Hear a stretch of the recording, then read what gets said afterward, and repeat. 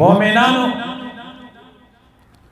د قرآن کریم عظمت او شان په خپل ځای باندې قرآن کې بیان شوی دی، احادیثو کې بیان شوی، خو زه د معاشرې د اصلاح د پاره، د ګناه نه د بچ کېدو د پاره، د دنیا او آخرت ښایسته کېدو د پاره د دواړو جهانو سردار د محمد رسول الله صلی الله علیه وسلم یو حدیث مبارک وایم، د هغې ترجمه درته کوم. مومنانو ما او تا چې کله په معاشره کې نظر واچو ګورو، هر طرف ته عذابونه دي، هر طرف ته مشکلات دي، هر طرف ته تکلیفونه دي، عذابونه دي. یو عذاب ختم نوي بل عذاب، یو عذاب تلې نوي الله بل عذاب راولي. د دې څه وجه ده؟ د دواړو جهانو سردار محمد رسول الله صلی الله علیه وسلم تقریبا 1400 کاله مخکې د دې وجه بیان کړې ده چې داسې عذابونه به راځي. مخکې یو عذاب راغی ډینګي وایرس، هغې سره څومره مؤمنان وفات شول، بیا هغه نه ختم اوس کرونا، اوس دې نه پس په پته نه چې کوم عذاب راځي. مخکې به خلکو استسقا مونځ کول چې خدای باران وکړي، 10 ورځې به باران وشو خلک به خوشحاله وو. اوس صرف یو ورځ باران وشي هغې نه عذاب جوړ شي، سیلابونه جوړ شي. دا ټول د الله عذابونه دي، دا تکلیفونه، دا د څه وجې نه د دواړو جهانو سردار 1400 کاله مخکې د دې بیان او وجه ذکر کړې ده. په دنیا کې یو محدث تیر شوی امام ترمذی رحمه الله، یو عظیم کتاب لیکلی جامع الترمذی. په دې خپل کتاب کې یو حدیث مبارک نقل کړی په باب الفتن کې، په هغه باب چې هلته فتنې ذکر کېږي یو تفصیلی حدیث ذکر کړی. دا حدیث درته وایم. ابو هریره رضی الله تعالی عنه عظیم صحابی دی، د نبی علیہ الصلوۃ والسلام نه روایت کوي. نبی علیہ الصلوۃ والسلام 1400 کاله مخکې دا پیشنګویي کړې ده، دا بیان یې کړی چې زما په امت باندې به عذابونه راځي، تکلیفونه مشقتونه به راځي، د څه وجې نه چې هغوی کې داسې اعمال راشي چې هغه بدو اعمالو د وجې نه به دا عذابونه راځي. نو نبی علیہ الصلوۃ والسلام فرمایي اذ اتخذ الفیء دیولا، نبی علیہ السلام فرمایي زما په امت به داسې وخت راشي چې هغوی به غنیمت خپل مال وګڼي. مؤمنانو غنیمت هغه مال ته وایي کله چې مؤمنان مسلمانان مجاهدین د کفارو سره د کافرانو سره جنگ او جهاد وکړي، کله چې د کافرانو نه کم مال ونیسي، کم مال دولت گرفتار شي، هغې ته مال غنیمت وایي. په دغې مال غنیمت کې د ټولو مؤمنانو د ټولو مجاهدینو حصه وي. خو نبی علیہ السلام نه یو داسې زمانه به راشي غنیمت به گرفتار شي او بیا به هر سړی وایي چې دا زما خپل مال دی. بیا نبی علیہ الصلوۃ والسلام فرمایي والامانۃ مغنما، داسې زمانہ وخت به راشي چې امانت به خپل مال وګڼي، غنیمت به وګڼي. او مؤمنانو نن سبا هغه وخت دی چاته چې امانت ورکې، بیا چې د هغه خپل امانت غواړي په هغه خپل امانت باندې د استومانه پیمانه کې امانت نه درکوي. او امانت کې دا طریقه ده، دا شریع حکم دی چې امانت استعمالول دا جائز نه دي. مؤمنانو که یو سړی چاته 1000 روپۍ ماتې ورکي چې دا ځان سره امانت کېده، نو دی چا سره چې امانت ایښودی دی په شریعت کې دته دا اجازت نشته چې دا 1000 روپۍ ماتې واخلي او دته 1000 لوټ کړي، دا شریعت کې اجازت نشته. نو نبی علیہ السلام وای بیا چې کله خلق امانت ږدي نو دا امانت به خپل مال ګڼي، دا به استعمالوي. او چې کله امانت غواړي بیا به امانت سوی، بیا به ورته وایي ما نه هغه لګېدلي دي، لږ انتظار راته وکړه. او نن سبا هغه وخت دی که نه دی مؤمنانو چې امانت چاله ورکړي په خپل امانت به اختیمانه کې نه درکوي. بیا نبی علیہ السلام وایي والزکات مغرما، خلق به زکات تاوان ګڼي چې یاره زه زکات ورکوم دا خو زما مال خرابېږي، زما مال ضایع کېږي، زکات به تاوان ګڼي. مؤمنانو نن سبا داسې ده که نه ده څوک زکات نه ورکوي. او حدیث کې راځي نبی علیہ السلام څه وایي زکات کې څه کمال دی؟ زکات کې کمال دا دی چې د زکات په برکت باندې الله پاک جل جلاله مال سیوا کوي، مال صفا کوي. او مونږ څه وایي زکات چې دی دې کې تاوان دی. نبی علیہ السلام وایي خلک به وایي چې زکات او همداسې ده نن سبا څوک زکات نه ورکوي. که نن سبا چا پوره زکات ورکولې نن به په پاکستان کې غریب نه وي، نن به په خیبر پختونخوا کې غریب نه وي، نن به په دې میچنۍ علاقه کې څوک غریب نه وي. زکات څوک نه ورکوي ځکه نبی علیہ السلام 1400 کاله مخکې بیان کړی. بیا نبی علیہ السلام فرمای وتعلم لغیر الدین، خلق به دین حاصلی، قرآن به زده کوي، خو د دې لپاره چې دی پکې روزګار پې وکړي، دی پې یو جاب حاصل کړي، یو نوکري پې ورته میلاو شي. او نن سبا خلق هم دې لپاره، نن سبا خلق چې دین زده کوي چې ما ته یو ډیګري میلاو شي، ما ته یو جاب میلاو شي، نوکري راته میلاو شي. بیا نبی علیہ السلام فرمایي واطاع الرجل امرأته وعق امه. مؤمنانو نبی علیہ السلام فرمایي وای زما په امت باندې به داسې وخت راشي چې سړی به د خپلې ښځې تابعداري کوي، د خپلې ښځې خبره به مني، وعق امه او د خپلې مور نافرماني به کوي. مؤمنانو په ایمان یې وایي نن سبا هغه زمانه ده که نه ده سړی د خپلې ښځې مني خو د خپلې مور نافرماني کوي. نن هغه زمانه د هغه وخت دی او د دواړو جهانو سردار 1400 کاله مخکې ویلي. مؤمنانو چې کله د سړي ښځه بیماره شي، خالی په سر باندې درد شي او بیګمه بیماره وي، نو صاحب ورته څه وکړي خاوند ګاډی راولي کور مخې نه ډاکټر ته یې بوځي او بیا راولي. او چې کله مور بیماره شي مور ورته وایي بچیه بیماره یم، نو څه ورته وایي مورې دا نه وایي چې زه به ګاډی راولم ډاکټر ته به دې بوځم، وایي مورې دوایي به درته راوړم. په ایمان یې داسې ده که نه د مؤمنانو. او دا نبی علیہ السلام 1400 کاله مخکې دا بیان کړی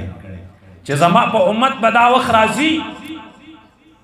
او چې کله درته مور دعا وکړي، د مور په دعا رنګ شي دنیا او آخرت به ښایسته وي. او چې کله سړی نه مور خپوي الله خپوي، کله پلار خپوي الله خپوي. ځکه صراحتا حدیث راغلی مؤمنانو کله چې سړی د مور نه دعا واخلي، مور ورته دعا وکړي، الله به دنیا او آخرت ښایسته کوي. خو چې کله د مور ازار وهي په دنیا کې به هم ذلیلوي، په قبر کې به هم ذلیلوي او په آخرت کې به هم ذلیلوي. علماء کرام یو واقعه نقل کوي چې سړی د مور نه دعا واخلي، مور ورته دعا وکړي، نو الله ورله دنیا او آخرت ښایسته کوي. په دنیا کې یو عظیم پیغمبر تیر شوی دی کلیم الله ورته وایي، الله سره به خبرې کولې. موسی علیه السلام، موسی علیہ السلام الله ته سوال کوي رب کریمه په جنت کې به زما ملګری څوک وي؟ په جنت کې به زما ملګری څوک وي؟ رب کریم ورته وایي هغه فلانې قصاب به ستا په جنت کې ملګری وي. موسی علیہ السلام ډېر حیران شو. اوس موسی علیہ السلام د دې قصاب عمل ګوري چې راځه تلاش وکړه، د دې قصاب عمل وګوره چې دا څه داسې عمل کوي چې د هغې په وجه به په جنت کې زما ملګری وي. نو داسې لرې ورته ناست دی. قصاب راغی خپله قصابي کوي، دکانداري کوي، لګیا دی چې کله غوښه خرڅوي اخره کې لږ غوښه راواغسته او څادر کې تاو کړه او څادر کې کېښودله چې کله دکانداری ختم کړه دا قصاب روان شو او لاړلو کور ته لاړلو اوس موسی علیه السلام هغه ځای نه د ګوري د ده نظاره کوي لرې ورته ناست دی چې ګوري دا قصاب یو کمرې ته دننه شو د هغې نه بیا بلې کمرې ته راغی نو بیا د هغې نه وروسته دا قصاب چې کله راغی نو مؤمنانو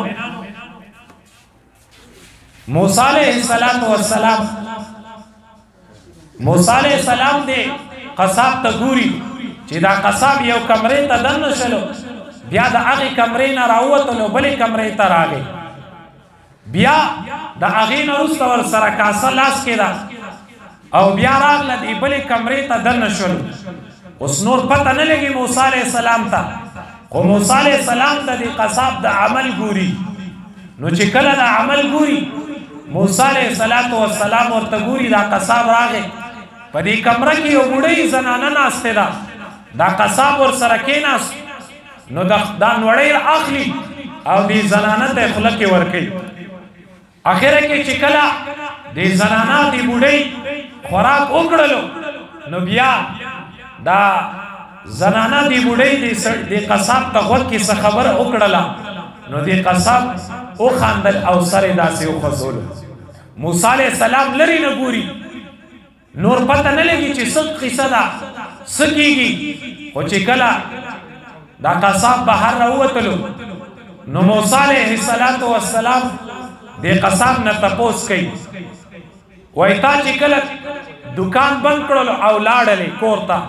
یوې کمرې ته لاړې بیا د هغې نه بلې کمرې ته لاړې بیا در سره یو کاسه لاس کې وه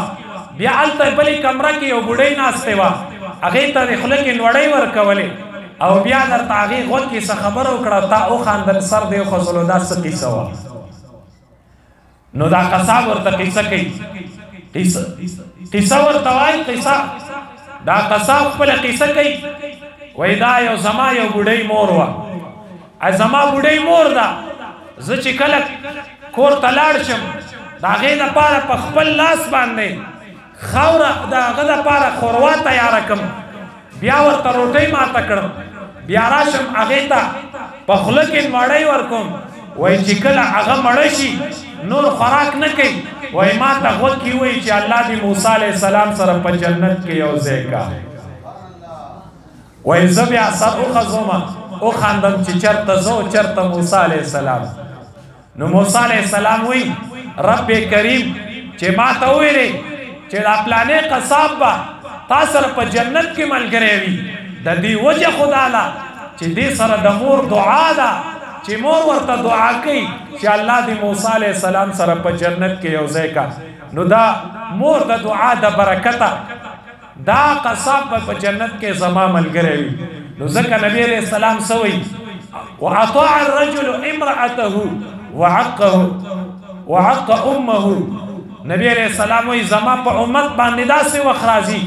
داسې وخت به راشي چې د خپلې ښځې تابعداري به کوي او د خپلې مور نافرماني به کوي او بیا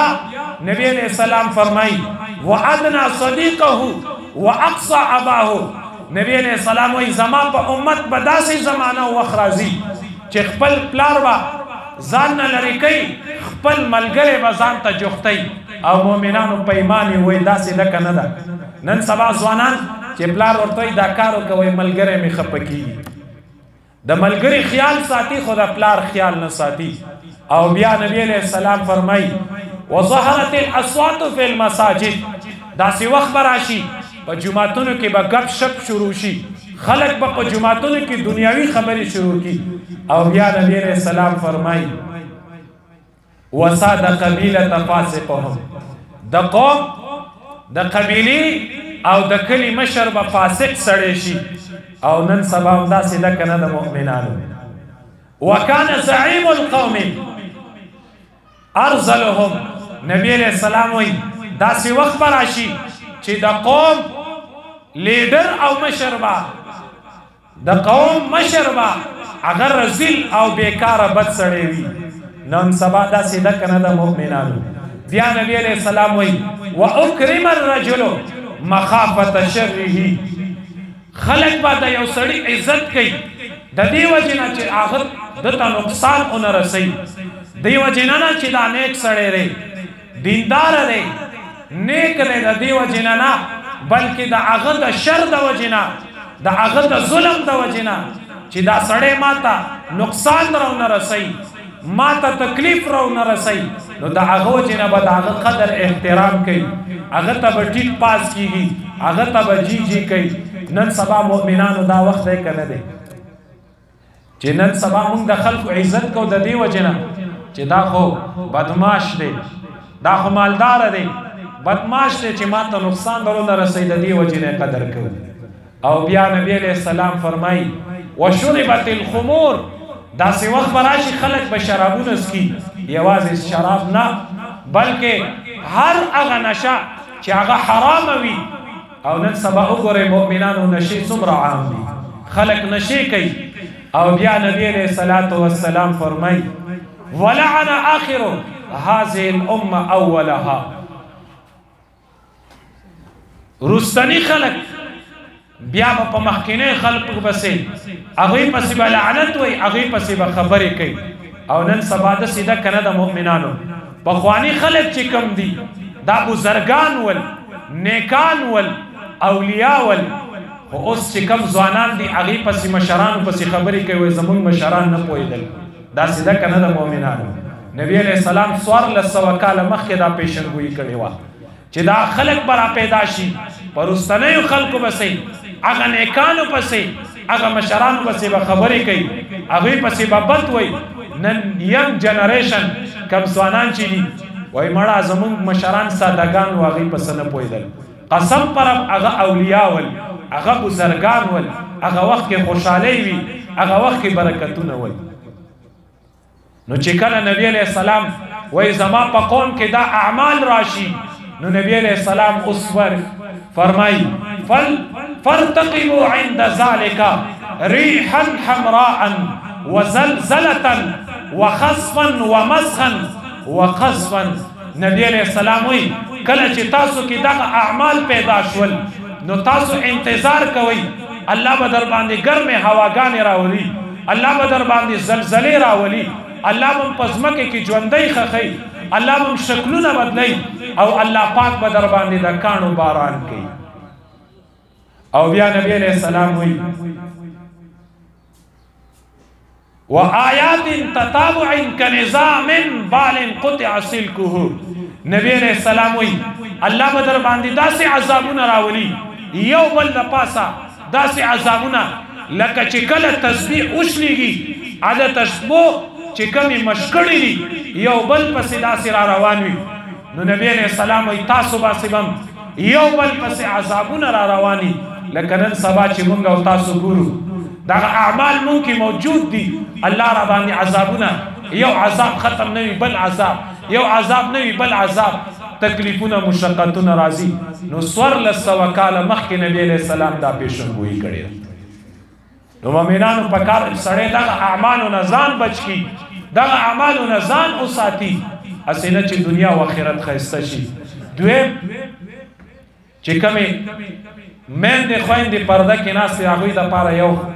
د الله یو حکم هغه بیانوم مؤمنانو قرآن کې الله د زنانو دپاره ډېر احکامات بیان کړي خو یو خاص حکم یې بیان کړی دی د پردې چې کله سړی په دغه حکم باندې عمل وکړي نو د دغه حکم د وجې نه عزت به محفوظ وي ناموس به محفوظ وي زړه نه به شک او شبهات ختمیږي الله قرآن کریم کې زنانو دپاره حکم کوي وقل للمؤمنات یغضضن من ابصارهن ويحفظن فروجهن رب کائنات نبی علیہ الصلوۃ والسلام ته وایي اے محبوب پیغمبره هغه زنانو ته ووایه چې هغوی ایمان راوړی ایمان قبول کړی یغضضن من ابصارهن تاسو د خپلو نظرونو حفاظت وکئ تاسو به د خپلو نظر حفاظت کوئ پردي غیر محرم سړي ته پردي سړي ته به نه ګورئ څنګه چې سړی لپاره دا د حکم دی چې هغه به پردی زنانه ته نه ګوري، دارنګې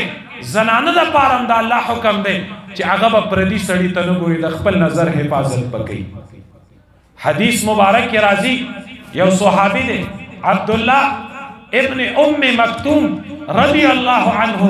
پستر گنابینا دی، پستر گو معذور دی، ړوند دی. هغه صحابي ام سلمہ رضی الله عنها روایت کوي، وایي زه او میمونه رضی الله عنها دواړه د نبی علیہ السلام بیبیانې دي، وایي موږ دواړه د نبی علیہ السلام سره ناست یو. په دې ټایم کې دا نابینا صحابي عبدالله ابن ام مکتوم رضی الله عنه را دننه شولو. وایي چې راغی نبی علیہ السلام موږ ته وایي چې تاسو پرده کې وکئ، پرده کې شئ. وایي موږ ورته ویلې ای د الله رسوله دا خو نابینا دی، موږ نه ویني او هغه ته څه پته لګي چې د سره بیبیانې ناستې دي. وایي نبی علیہ السلام راته وفرمایل چې تاسو خو ړندې نه یې، تاسو خو ورته تاسو ته خو ښکاري که نه، تاسو خو وینئ که نه، تاسو باندې هم دا فرض ده چې تاسو به د سړو پردو سړو ته نه ګورئ، د خپل نظر حفاظت به کوئ. ویحفظن فروجهن، او زنانه به د خپل شرمګاه حفاظت کوي. ولا یبدین زینتهن الا ما ظهر، او هغه ځایونه د ښایست چې هغې کې زیورات استعمالیږي یا ښایست والا ځایونه هغه به چاته نه ښیي، خو چې کم ښکاره وي. د هغې تفصیل ډېر دی، خو لنډ او اوږده ده چې کم ځای کې زیورات استعمالیږي، لاسونه په دې باندې نکریزې لګي، ګوتمه استعمالیږي، غوږوالۍ استعمالیږي، همدارنګې خپې باندې دا ځایونه به چاته نه ښایي. د زینت خو بیا څه کسان استثنا دي چې هغې ته ښودلی شي. هغه یو پکې الا لبعولتهن، یو پکې خاوند دی، یو پکې سخر دی، همدارنګې خپل بچی ته او هغه بچی